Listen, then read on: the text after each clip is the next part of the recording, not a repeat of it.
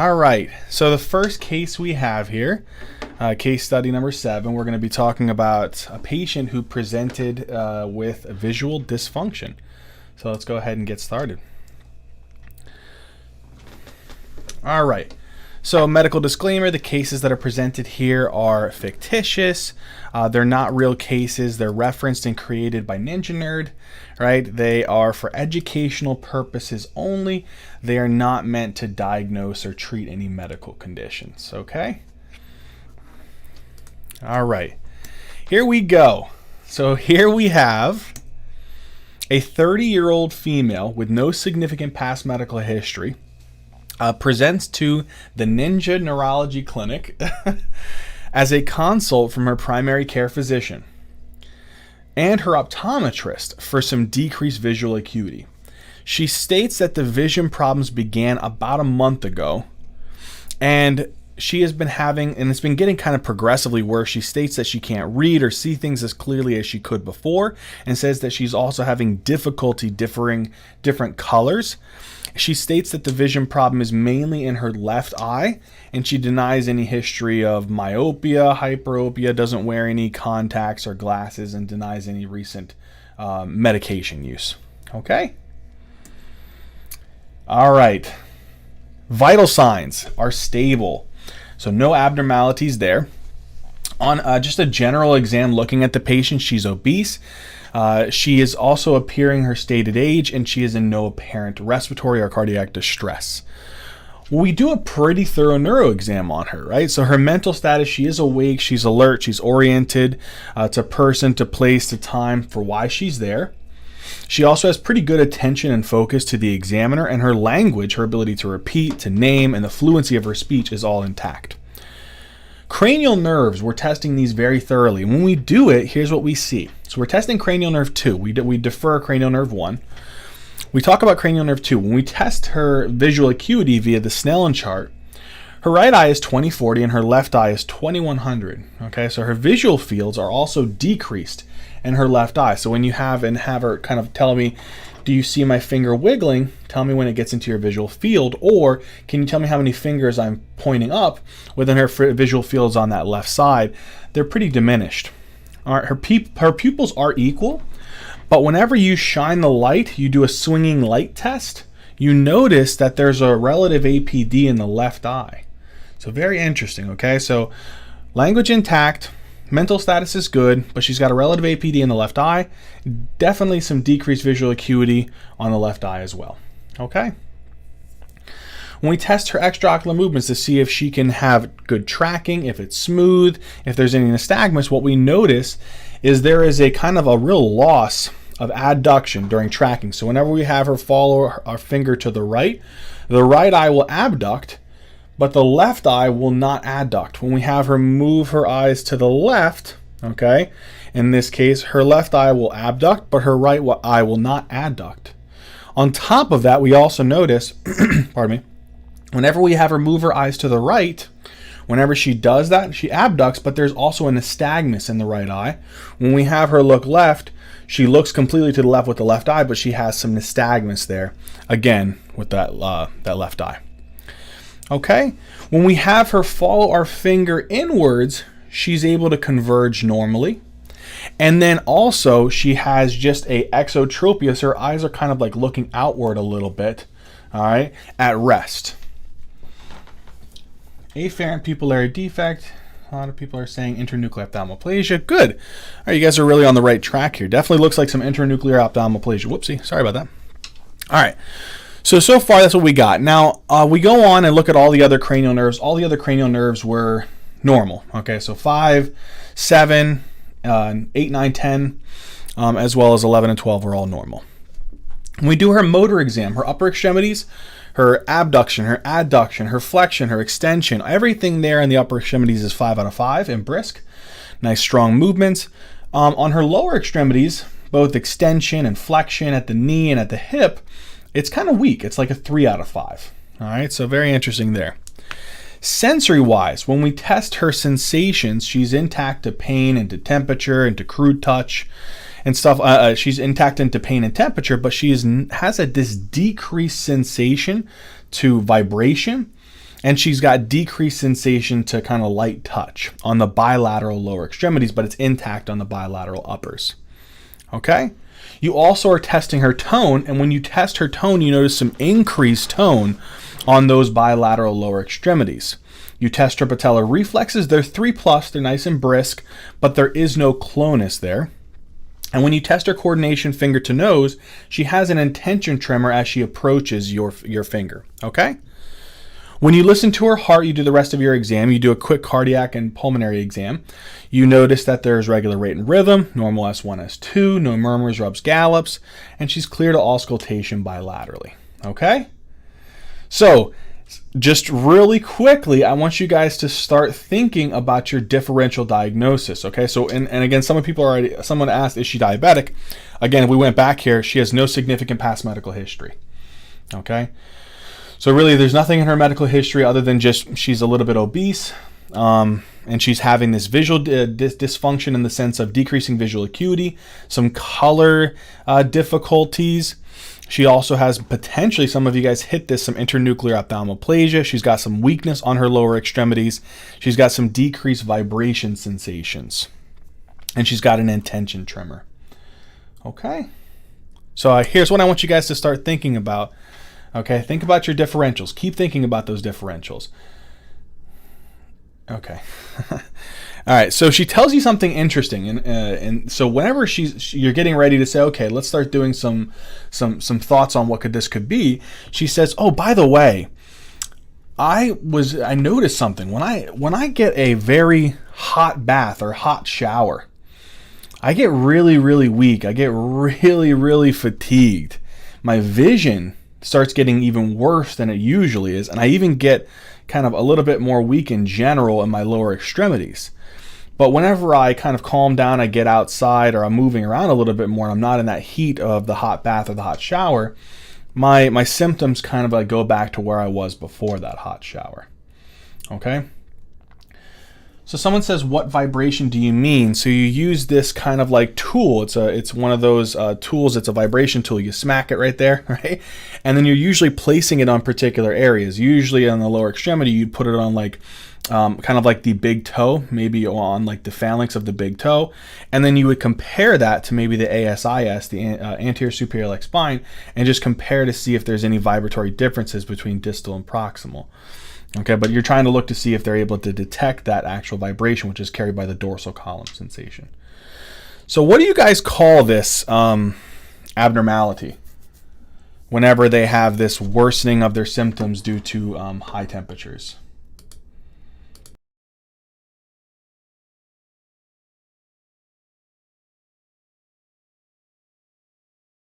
Okay. Great. You guys are killing it. A lot of you guys have already said UTOFs phenomenon. Okay, awesome. So yes, this is UTOFs phenomenon. So UTOFs phenomenon is basically whenever there is higher temperatures, it causes this decreased conduction in particular neurons within the body. And whenever there's decreased conduction on a person who already has potentially some type of issue with nerve conduction, this could potentially worsen some of their actual neurological deficits. Okie dokie. So let's hear your differential diagnosis. Some of you guys have already started throwing them out there. Multiple sclerosis, potentially a vitamin deficiency, dorsal column medial lemniscus lesion, refractive error. Again, throw out any other differentials that you guys may have. A lot of you guys are saying MS. So Tinkerfay asks, is that due to enzyme malfunction and heat? It could be. It could be. Again, it's not completely well known. It's not like tracked out to the exact kind of like biochemical kind of event, but it could be. Higher temperatures do have the ability to kind of denature particular enzymes and proteins, and so if that is the case, that it's potential. Somebody says medial medullary syndrome. So medial medullary syndrome, just be careful with that one. Again, with medial medullary syndrome, there's usually a very particular nerve that gets hit in medial medullary syndrome. That's cranial nerve 12, right? So usually you would present with some kind of abnormality, and we didn't have any of that on our physical exam. So just, again, think about that. But they did have dorsal column sensations, and they did have medial lemniscus sensations that were kind of like abnormal. So it's potential, but again, hypoglossal. All right, so I think you guys have had a pretty good differential diagnosis. It seems like the majority have picked the correct answer here, that it seems like it could be multiple sclerosis. But I think having the thought of myasthenia gravis, that's definitely a possibility. Absolutely. They usually produce different kinds of abnormalities. You know, generally, myasthenia gravis, you do get kind of more ocular and bulbar symptoms, so that's possible. Combined degenerations from like a B12 deficiency, absolutely. So I think you guys are picking some really great stuff. All right, awesome. So my question to you guys is, what is kind of like, if you had to pick like a couple tests, or even if it was just like one test for this patient, for you guys is differential, which it seems to be the most common like denominator here is multiple sclerosis, or myasthenia gravis seems to be another one. She does not have any ptosis. Dihara Mathur, I apologize if I said that incorrectly, but let's say that we think it's potentially multiple sclerosis or myasthenia gravis. What kind of tests would you guys want to order? All right, so Tinker Fay said MRI of the brain and spinal cord with or without contrast. I like it. MRI, we're getting MRI. CT scan, okay, awesome.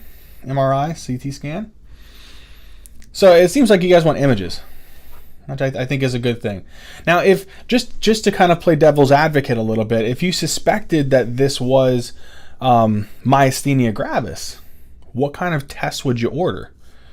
Okay, someone said edrophorium test. That is a good test, theoretically, okay, but they don't like to use that. Again, that's not really utilized too much in the U.S. I can't speak for things that are used outside of the U.S., but we don't use that much over here. Edrophorium test or the Tensilon test. They can do the ice pack test. If they had ptosis and you put the ice pack on there could be potentially some improvement of that. But you would also check, you could do an EMG, you could check cerebrospinal fluid, or you could just check for particular types of antibodies, right? So the acetylcholine receptor antibodies. All right, cool deal. So let's take a look here. We get an MRI. Let's take a look-see at what we got in this MRI. And I want you guys to tell me what you guys think. So let's read through this really well here, okay? Let's start off first with an axial image. So axial image, we're going to start here at the top, okay? Good, you guys are on point. Yeah, I like it. Yeah, and you can check the musk receptor. It's about like 4% of the cases you can get the musk receptor rather than the acetylcholine receptor antibodies as well. All right, cool. So let's take a look here at this MRI. Already at the top, what are you guys kind of noticing? So we're looking at a MRI, an axial image, and this is a axial T2 flare. So a T2 flare is basically going to give you anything that can kind of show up white. Could be potentially like demyelination, could be potentially any edema like vasogenic edema, cytotoxic edema, right? So if I scroll through here, as I kind of go through here nice and slowly, you guys already see some white stuff right here, right here, right here, right here. If I keep going down,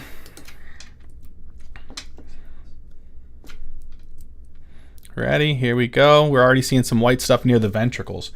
That's important right away, right? So if I start seeing any kind of white stuff around the ventricles, periventricular white matter kind of like signs, that could be very interesting. Okay, I keep going here. I still see some more white matter abnormalities. Okay, so that's kind of the run through. So if I were to kind of go through one more time, you guys see here some white matter around those ventricles. Let's take a look here at a sagittal T2 flare. So I'm just looking at a different image. It's pretty much the same kind of thing here. So we're looking at a T2 flare just in a sagittal cut.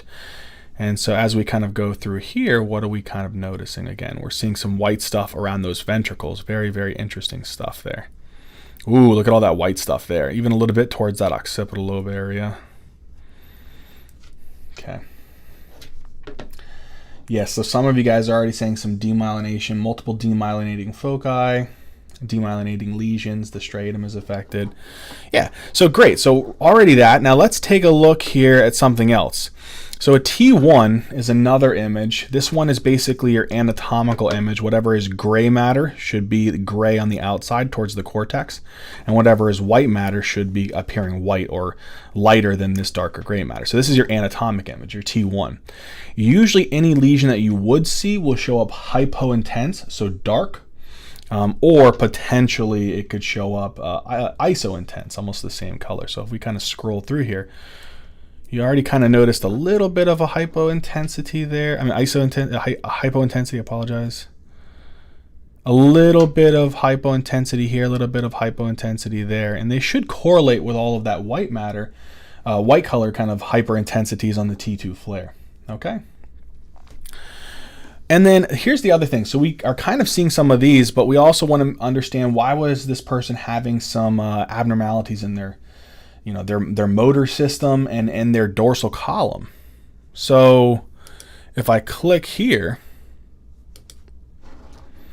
and I look at this image, this is a sagittal section of their MRI, particularly the sagittal MRI, looking at the spinal cord.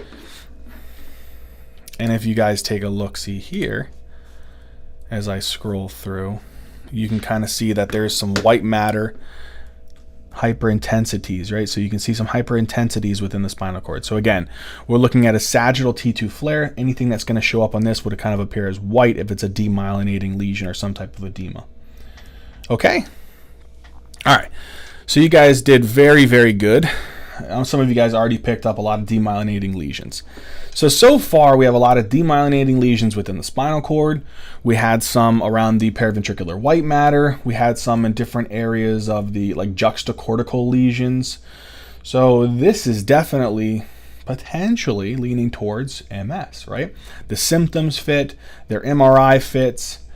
What other things though, could we do? So if we kind of just picked out the most important thing that I wanted you guys to get from this, is that we looked at their MRI and we saw some of those hyper intense or bright lesions on their axial T2 flare.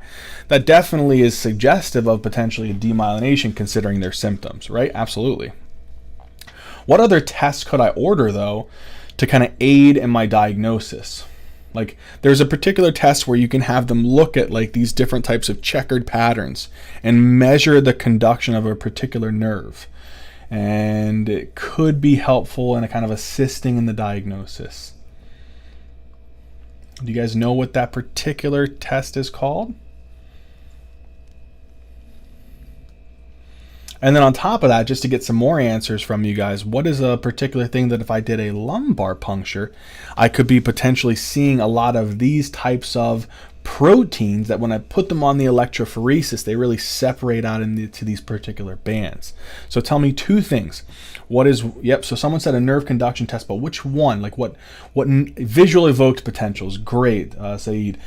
Great. So visually evoked potentials, you can test that and you'll have decreased conduction on the optic nerve. What are the proteins that I could be looking for, particularly in their lumbar puncture, that also could, it's not definitive, but it helps in, again, your classical cases.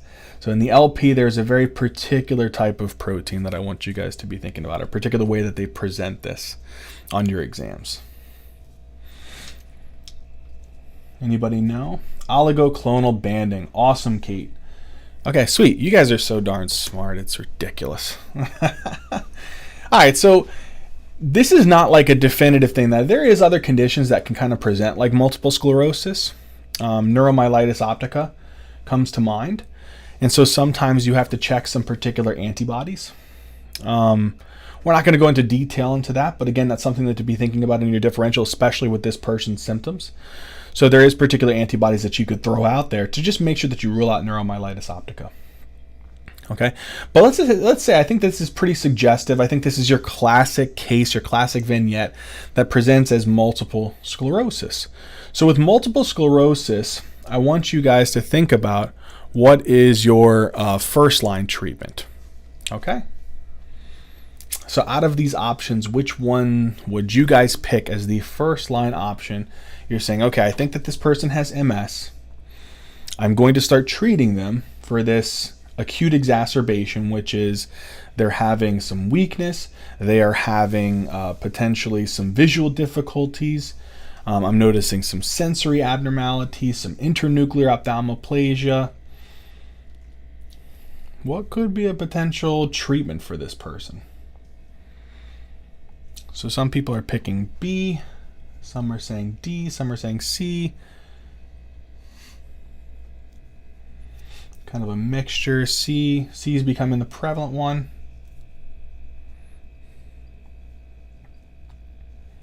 Okay. So C seems to be the big one. Okay, you guys are correct. So you want to give a very high dose of corticosteroids, and the two main options that literature has shown, like up to date, is methylprednisolone and prednisone. Are going to be the primary ones that you would give in kind of this acute exacerbation, or this kind of like one-time first appearance of onset of multiple sclerosis that this person has. This is kind of a new diagnosis for them. So 1 gram of IV methylprednisolone would kind of be the go-to in this situation. You could also give prednisone. You would be giving, again, pretty high doses of prednisone as well. All right. So yeah, I would go with 1 gram of IV methylprednisolone for 5 to potentially, you can go up to 7 days. Okay. Rituximab is more for long-term kind of prevention. 10 milligrams of dexamethasone, that's not very high. That's not a lot of a steroid, to be honest with you. That's a pretty low dose.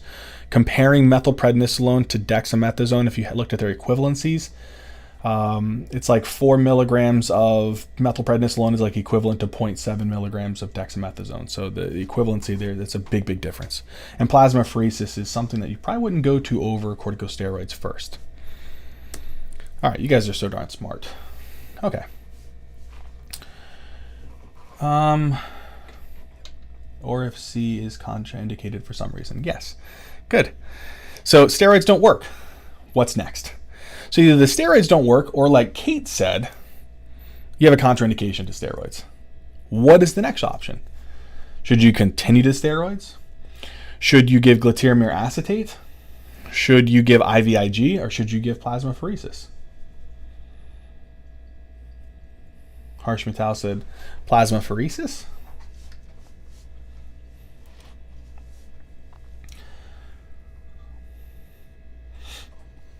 Plasmapheresis.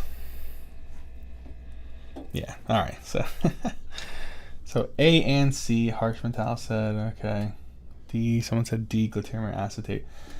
Okay, so it seems to be A is the primary answer, and it's correct. I think Kate already kind of got ahead of the game with that and started to say like plasmapheresis could be another option.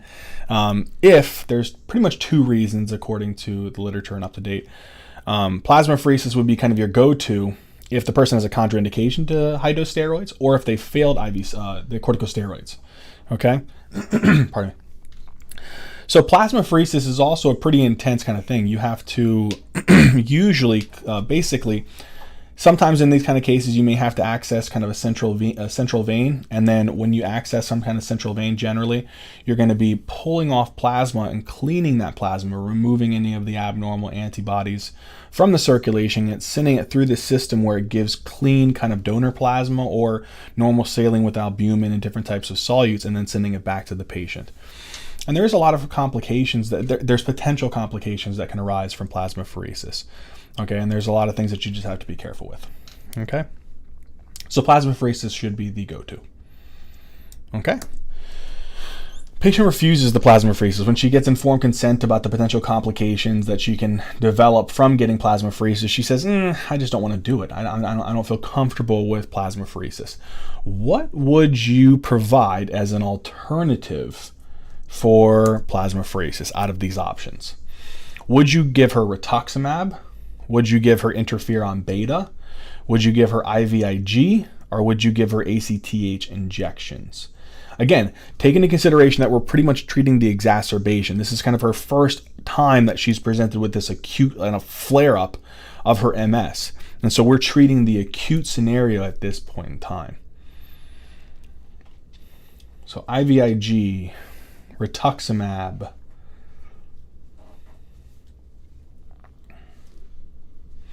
so I'm saying IVIG, C.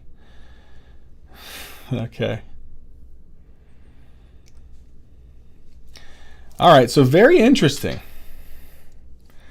So believe it or not, according to the literature, there isn't much benefit there isn't actually much that's written on IVIG in the light of an acute exacerbation for someone with multiple sclerosis. Whether or not it's beneficial, again, from what I found in up to date, it was not kind of written about. Rituximab and interferon beta are, again, particularly more like long-term options. But what's very interesting is if someone has a contraindication to steroids, or they just don't want to have plasmapheresis, or they have a contraindication to plasmapheresis, the third option that you can provide is ACTH injections. So these cosentropin injections, believe it or not, it's very interesting. All right. So yeah, that was a little bit of a off one for, it seems like, for everybody, was the ACTH injections. Yeah. All right, cool. So the next thing here, they're started on some rituximab for prevention. Okay, so they got started on some rituximab for some prevention for MS. When they get started on this, and they let's say that throughout their, let's say that we take this over some time. After we take this over time, they start to get a couple more flare-ups of their MS, so they developed kind of this relapsing, remitting multiple sclerosis. They're put on rituximab for prevention. And when this happens, something very interesting and weird kind of happens to them. After a year of having these recurrent flare-ups and multiple bouts of steroids, and also being on rituximab, patient returns to the clinic with headache, confusion, severe lethargy, and vomiting. Kate. At this point, the MS likely isn't even confirmed, right? It's just suspected because the acute flare needs to be addressed. Yeah, I think that's a good thing. Again, MS, you have to particularly use what's called like the McDonald's criteria to truly diagnose someone with MS. But yeah, we're assuming that this is kind of an acute, kind of like one-time presentation of MS. And then yes, from kind of the way I'm presenting this, we've established that they have a diagnosis of MS. They're started on rituximab for prevention. They get multiple bouts of steroids for acute flare-ups again, and they have this relapsing remitting course. Great question though. Yep. Okay, so what do you guys, so someone said, can you explain? To be honest with you, I have no idea how it works. It's a very interesting thing. I'll have to do a little bit more research on it. But when I was reading about that, I was like, wow, that's very interesting how ACTH is potentially like a benefit. Again, how it exactly works, does it maybe potentially play a role within the cortisol system? And so you're basically creating this endogenous steroid production.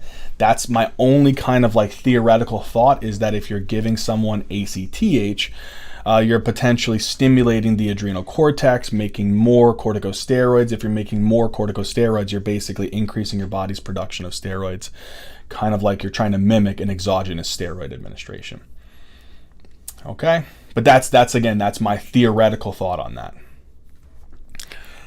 All right.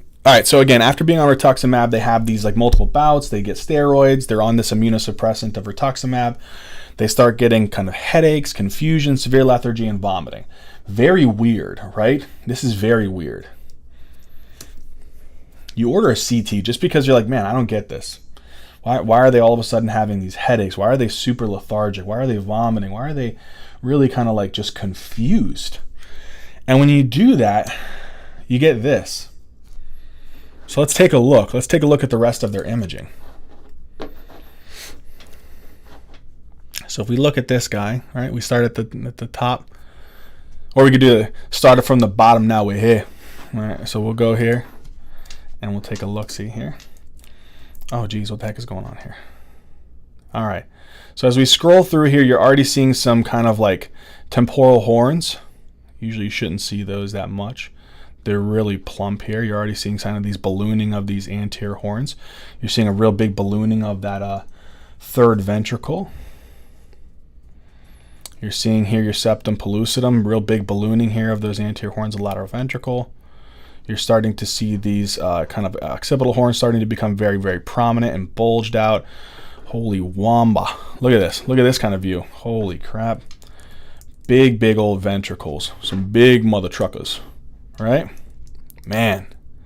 You can see the significance of this. What do you guys call this?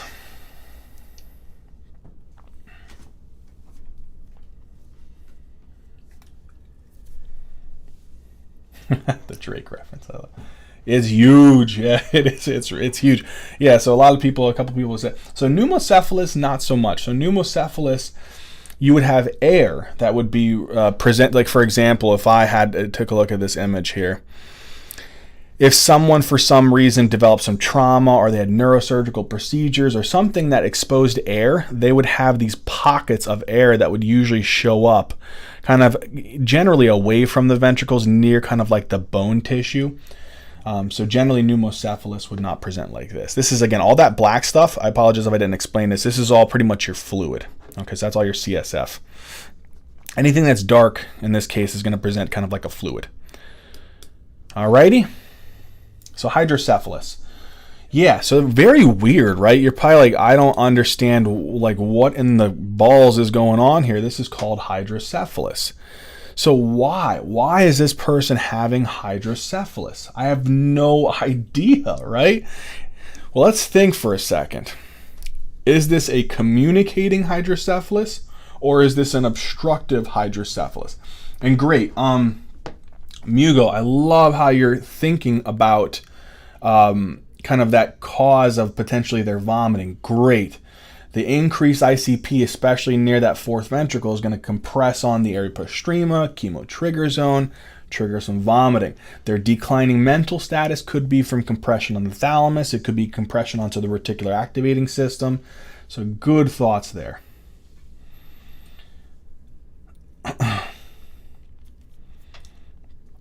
So some people are saying a communicating, some are saying obstructive. So my question to you is, what is the difference between an obstructive hydrocephalus and what is the difference between a communicating hydrocephalus?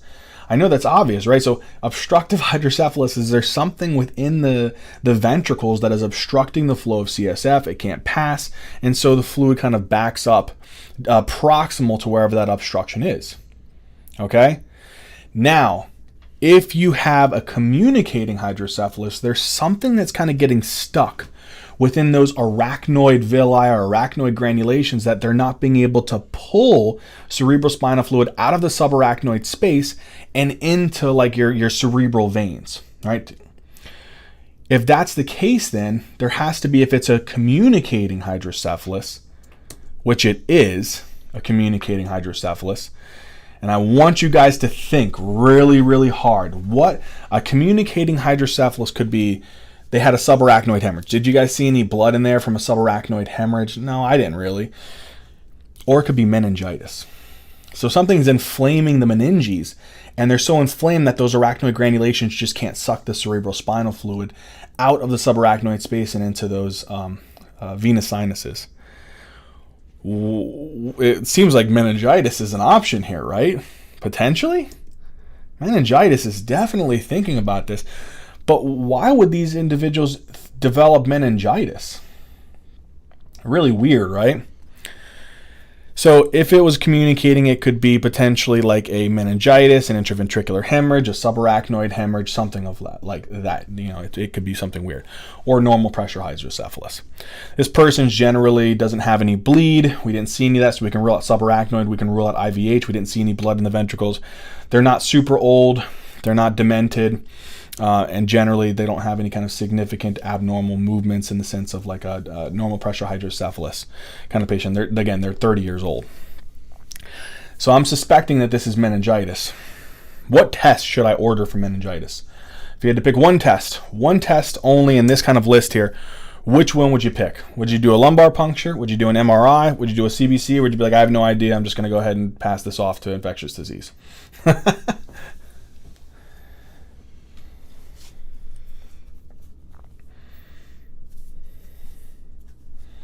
So a lot of people are saying LP. Yep, yeah, I love it. Okay, good. So we're gonna get an LP. I think that's a great idea. All right. So what the heck? We get the LP results back. When they come back, you get increased protein. You get increased lymphocytes. their Indian ink smear is positive. Their latex agglutination assay is positive. What do you guys think this is? So someone asked, won't LP cause herniation? No, it won't cause herniation.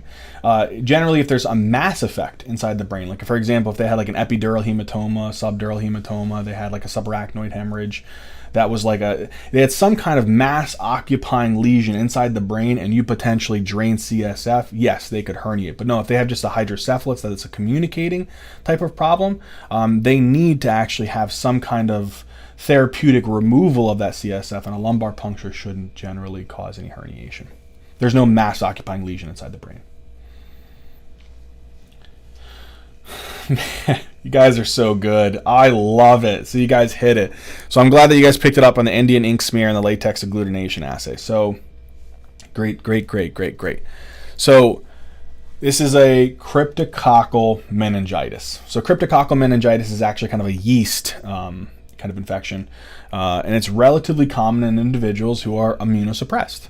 So HIV, individuals who are on some type of immunosuppressive medications.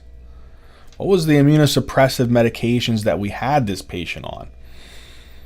We had them on high-dose steroids. They had multiple bouts and they were getting lots of steroids, and on top of that, they were also getting RITUXIMAB.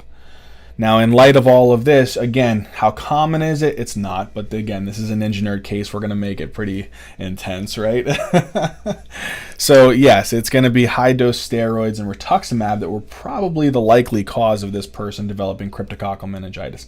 Now, more likely they would have to be on multiple, like they'd have to be on this rituximab, very high doses for a very long period of time. They'd have to have multiple bouts of steroids, probably another immunosuppressant on board. But again, we're taking this to the max. We're saying that this could be a potential cause for this person's cryptococcal meningitis. Okay? So the question is we think that this person has cryptococcal meningitis because they're immunosuppressed. How do we treat the cryptococcal meningitis? What's the kind of like therapy that you give to the patient? If there's 3 drugs that you guys should list and say, okay, these are the 3 drugs that I'm going to give for the patient for cryptococcal meningitis, you would say what 3 drugs?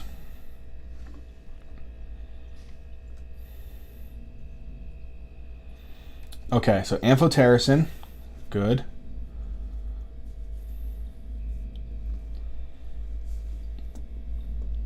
What else? Amphotericin is definitely one, for sure. Give me at least one more. There's one more that I want you guys to add on acutely. So amphotericin and one other drug, definitely acutely, and then kind of like you can add something on a little bit later. Fluconazole is the one that you'll add on a little bit later. Good. Vinho, awesome. Flucytosine, good. So we're going to start them on amphotericin, flucytosine, and then we'll add on fluconazole a little bit later. They got all this hydro though. We have to relieve that hydro. We can start them on these antifungals, okay, which is going to help eventually. It's going to be a part of the process in helping them for a lot of this hydrocephalus. But what do I need to do to relieve all of that hydrocephalus so that their mental status doesn't continue to decline? What kind of thing would I potentially good? Or may I say good? I'm going to put an EVD in. So I'm going to put an EVD in. They may need like a ventriculoperitoneal shunt in the long term. Which Nachat said is Raj said they may need some potential shunting, some VP shunting in the future. Definitely a likely possibility, but we're going to try to do an EVD for now, and then eventually we might have to put in a VP shunt. Good. You guys are great.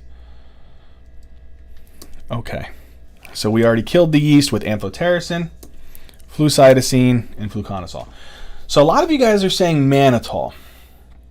Okay. I want you guys to think for a second. It's not a wrong thought, but mannitol, it is beneficial in helping to pull. So again, when we think about the concept of intracranial pressure, it's 3 things that are usually increasing, right? It's either you're increasing CSF, you're increasing brain tissue, or you're increasing blood. In this case, there's an increase in CSF. What is a way that we can just get rid of any of that increased CSF? we put in an EVD, and then we transition to potentially a shunt. Mannitol isn't going to make much of a difference in someone with hydrocephalus. Okay, if you're trying to do it as a potential temporizing measure, sure. But in the whole grand scheme of things, it is not going to be kind of like that beneficial for the patient. They need in general, they need an EVD and some type of ventricular peritoneal shunt. Okay?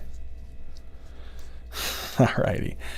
You guys are so awesome. You guys picked this up pretty quick. I thought it was kind of an interesting one that, just to throw something in there to kind of think about how, if we treat a patient, what are the potential complications that can develop. Again, the likelihood of someone developing cryptococcal meningitis from immunosuppressants is relatively low, but it's a possibility. I've seen it. Okay, and I've seen it in patients who weren't HIV positive. They weren't kind of on some chemotherapeutic drug regimen for cancer or anything like that. They were on medications for like a potential inflammatory disease. So it's always possible. So you want to be thinking about that. Okay, but you guys did a great job. I thought that was awesome. You guys are so darn smart. Again, I wouldn't even go to the mannitol. So like if this was my patient, I wouldn't give them mannitol at all. I wouldn't give them 3% hypertonic saline, because in this situation, they just need an emergent EVD. If it's really that bad to where they're at risk of like herniating, they need an external ventricular drain with a shunt. Mannitol or 3% hypertonic saline isn't going to make much of a difference for them.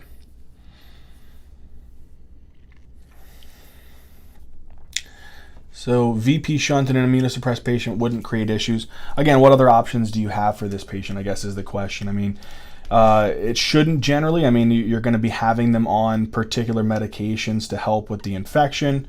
They should be okay in that situation. And again, you have to think about the emergent issue, risk versus benefit in this scenario.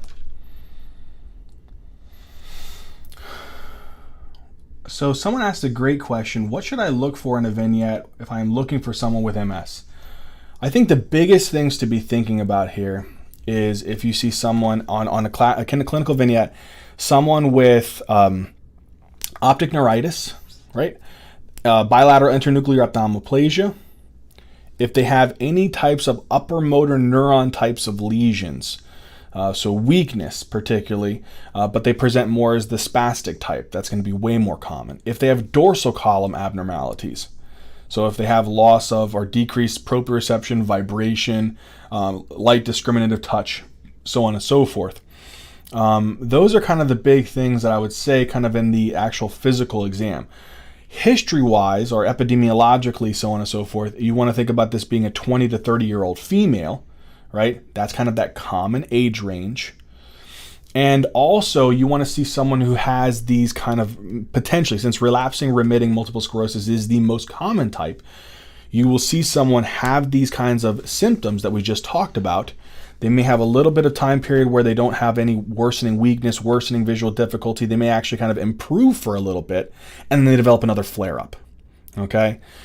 And then generally, again, MRI along with the clinical history, utilizing that McDonald's criteria that we talked about, assistive tests like lumbar punctures as well as visually evoked potentials. Those are kind of the big things to think about when you talk about MS.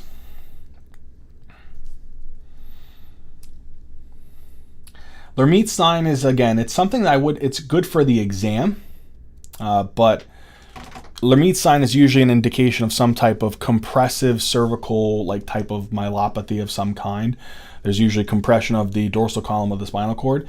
And so with that being said, if there's any compression or lesion involved in the dorsal column, that's not just MS.